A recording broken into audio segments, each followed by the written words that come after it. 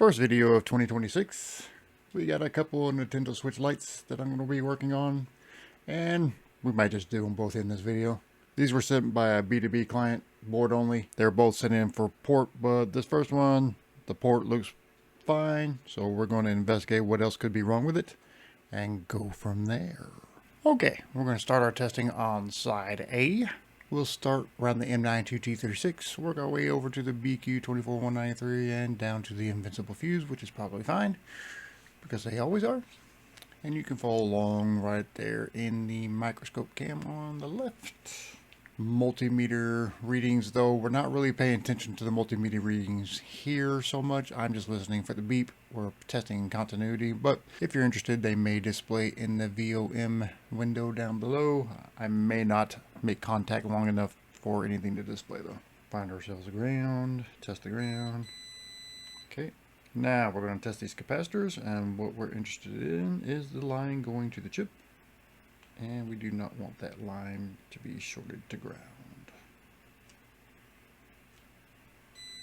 Alright, we have a short on that capacitor right there, and that capacitor right there, and that capacitor right there. This one has two lines going to the chip, so one side will be ground. That one's fine. So we definitely have a problem in this area in the M92T36. So we'll move over to the BQ24193. And just around here, same deal. The BQ24193 will have several caps that have multiple lines going to the chip. In that case, as always, one side should be ground. And we'll come down here and test the Invincible Fuse just to be sure. And it's still being invincible because the chip is the fuse. And now we're going to flip over to side B, and we're going to run through the test pads. I can already tell you some of them will be short because the M92T36 is short.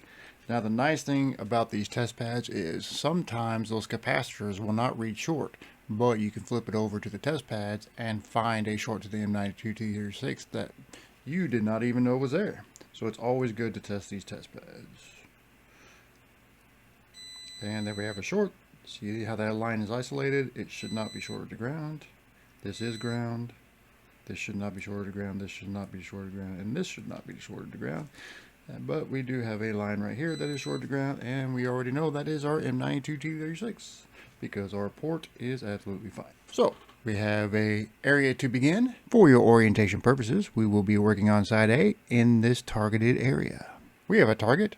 In order to work on that target, I will need my equipment. So while I turn on my equipment, let me throw up my expected temperatures for this job. These temperatures are brought to you by the associate links in the description. If you go to my video description and click on one of these links and buy any of this equipment, a small portion of that purchase will go to supporting the channel. And I greatly appreciate you. Won't cost you an extra dime. Alright, let's get started. We're going to pull this chip. Add some floats. And then we'll test to make sure our shorts are relieved before we put a new chip on. As always, we're not going to even touch the chip until we see all the pads around the chip have wetted. Okay, looking good. Pull the chip. Set it aside. Normally I like to just place the chip on there while it's still warm, but I want to test to make sure we have relieved those shorts first. We know these capacitors here were shorted, so we'll just put our probe on ground. Make sure we're getting the connection. Yep. And those shorts have been relieved. And we know this line was shorted. And it is no longer shorted. We will put a new chip on. Get ourselves in proper orientation. What we can do is grab the chip. Just keep it off here to the side. Then we're going to wet this solder. And we will hopefully very gently and delicately place the chip once the center pad has wetted. The center pad is the important part. We need that solder to grab the chip so it doesn't go flying off somewhere. Gently place. Doesn't have to be perfect. You can kind of align it afterwards once it has some surface tension. And gently push down. I'm going to do a slight adjustment here because I think when I pushed it down I noticed it a little bit. There we go. Alright. We'll let it cool off a little bit. We will assist it with a silicone pad. I don't like to immediately shock the board with cold alcohol. I like to wick a little bit of that heat off first, sometimes. If I'm just working on an HDMI port, I really don't care. It's the chips I kind of care about.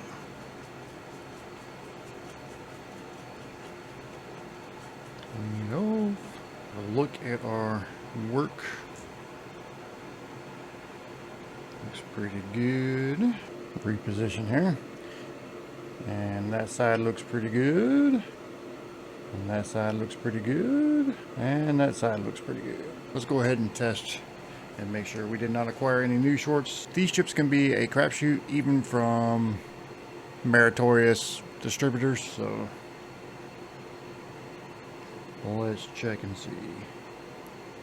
Same deal. Check all the capacitors, same way we did before. Want to make sure. Oh man, we're short again. So okay, so this chip is bad. That's quite a few bad chips in that lot.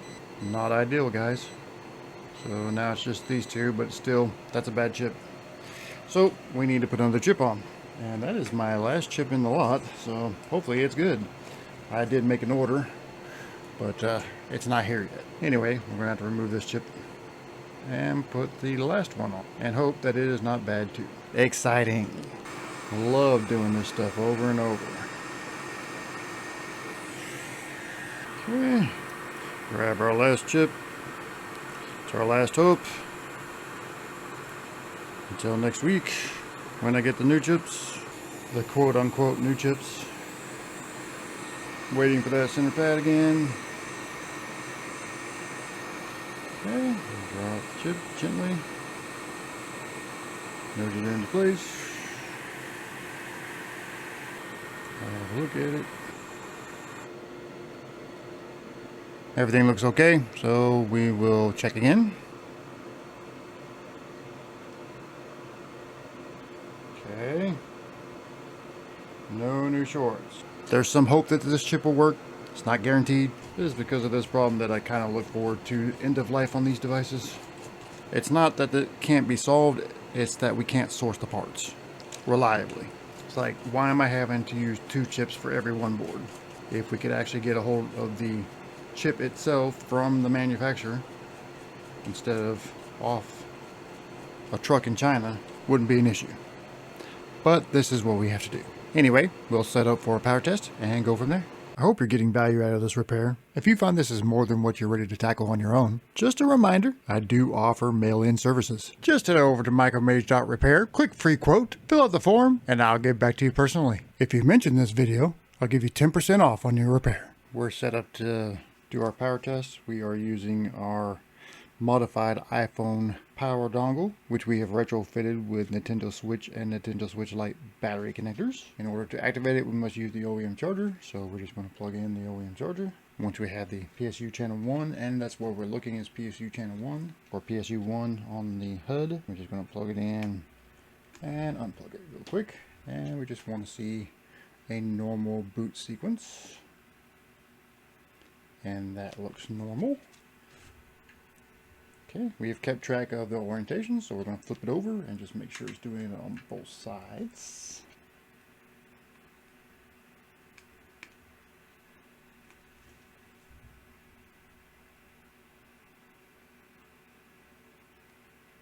And it is. Excellent. So that's really all we need to do on this board. This is a business-to-business client, so they sent board only. I don't really need to put it in the housing. I know it's booting. It's working. We got lucky and the last chip was good, so hopefully the next one does not require a chip. If it does, this will be a 2-week video. And what's going on with Switch 2 is pretty obvious. It is a very mangled port. Probably not going to get lucky here and not have secondary issues, but we'll remove the port and do our normal testing and go from there. For your orientation purposes, we will start on side A and we'll be working in this targeted area. And when we flip to side B, we'll be working here. First things first, we got to remove this port. Add some flux. Then what I'm going to do is low melt these anchors. Everybody kind of has their own method for doing these things. This is what I found that works best for me. Find what works best for you.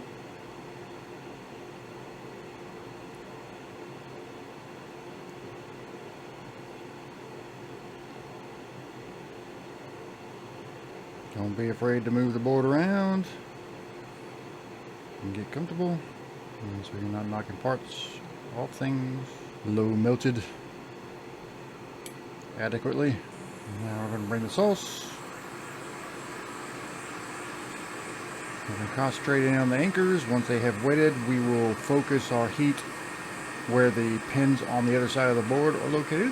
And once those pins have wetted, the port will just fall right off. Just like that. Take a look at the other side. And a nice clean micro Mage pull. Very nice. While the board is still warm, I'm going to go ahead and wick these anchors. It just helps to do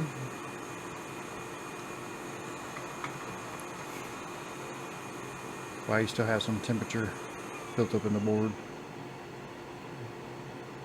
Makes everything just a little easier. Still doable if you wait, but why make it harder?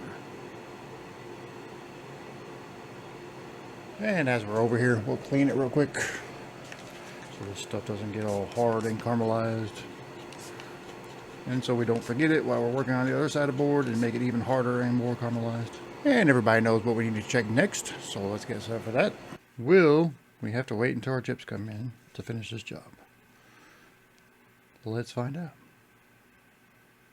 Find ourselves a ground and start checking the capacitors around this chip the same way we did the last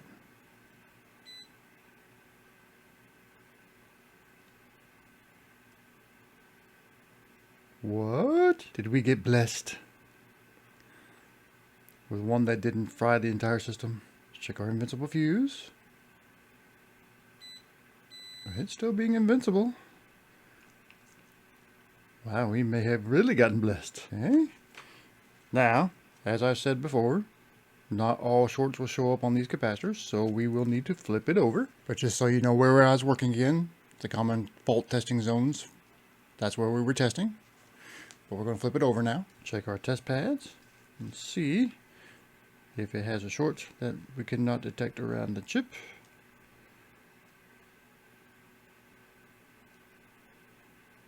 That's ground. No short. That's incredible.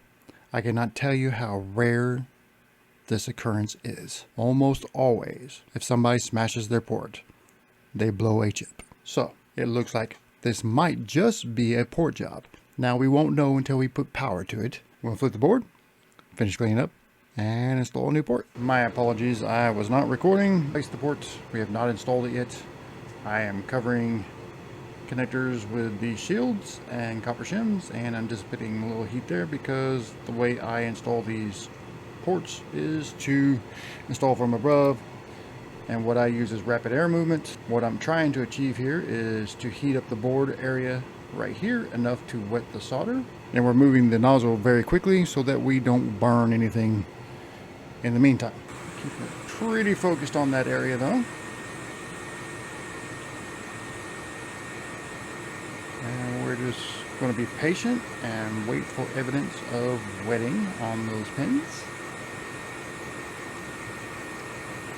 And we kind of don't just want to be worried about the visible pins. We have a hidden row of pins to solder as well. Okay, seeing evidence of wetting on these outer pins. I'm going to start pressing down. Give it a little more time. And remove our heat. Continue holding the port down until we see that all of those pins have dried. Okay, looks like they have dried. We'll remove our shims and shields, and our connectors are perfectly fine. That looks very good. A little bit of a nudge test here. And it feels solid. Flip the board. And we're going to solder in our anchors. So sorry about missing the prep on the port. And this is the hidden row I'm talking about. So we had to make sure that that was also down. Switching to our big 120 watts. We're using our micro pencil for a lot of the work on the other side. I'm not sure how much I caught. It's been a minute since I've done any recording, so I'm a little out of practice. I'll be completely transparent. I wasn't sure I was ever going to do any more again. I've decided to continue the adventure. We have very good feed through on the other side. That's what we want to see. Excellent. Now we'll clean up and prepare for a power test and go from there. We're once again set up for testing. Switch on PSU1 on the HUD down there, and we are watching for a proper boot sequence.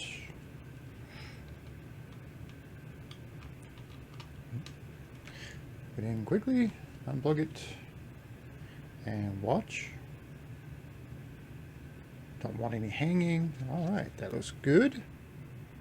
Okay, we've been paying attention to the orientation on our OEM charger. We're going to flip it to make sure it is behaving on both sides.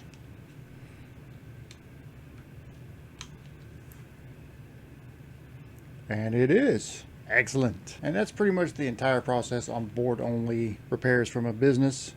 They know how to go through the rest of the housing testing, so I leave that to them. They just send it to me to troubleshoot them and do the soldering they can't do. If you got value out of this video, I think you'll get value out of the next one, and I'll see you there. Until then, God bless and have a great day.